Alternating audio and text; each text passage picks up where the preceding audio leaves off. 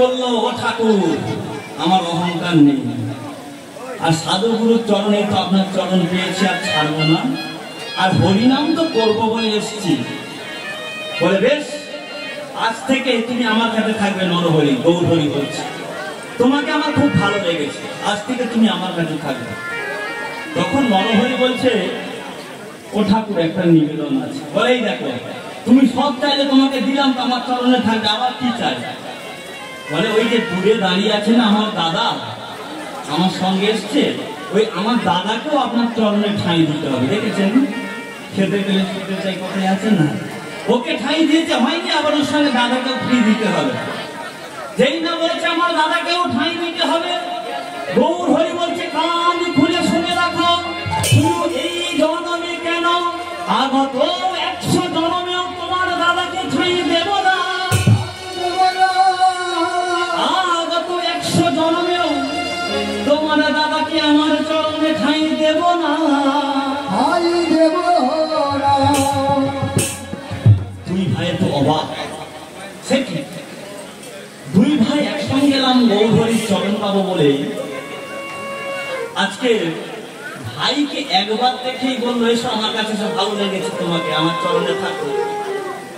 আর মুকুন্দ ভাবছে আমাকে দেখে গৌর হরি কি বলছে, এ জন্মে কেন, আগত 100 জন্মেও ঠাঁই দেবে না। 100 জন্ম অপেক্ষা করা যায় গো মা, কিন্তু ভক্ত যে বড় শক্ত হতে হয়। সেই ভক্ত আজকে দূরে দাঁড়িয়ে অন্তরটা ফেটে যাচ্ছে কষ্টে, মুখে হাসি রেখেছি, বলছে ঠাকুর গো, তুমি বলেছো 100 জন্মেও ঠাঁই দেবে না, বেশ 100 জন্ম ঠাঁই দেবে না, কিন্তু 100 পরে কত আসে? 100 পরে 101, ওই 100 আগে জন্মে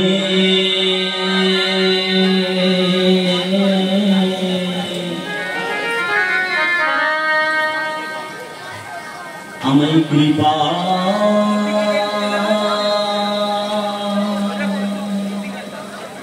করো,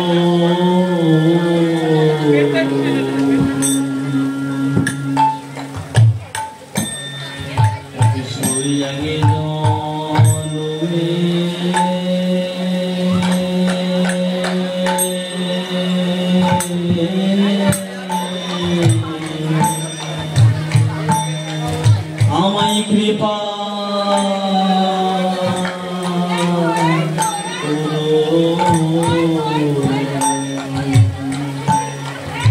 ওই 100 জন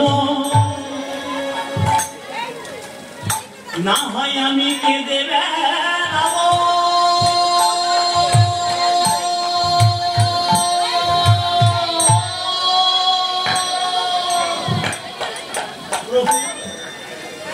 না হয় আমি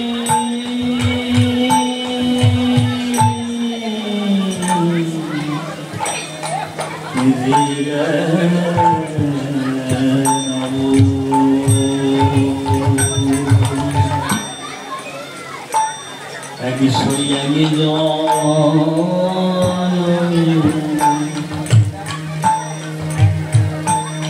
তোমারই কৃপা পাবো, আমায় চরণ ছাড়া কোনো না, একই সরিয়াগে জন্মে কৃপা করো,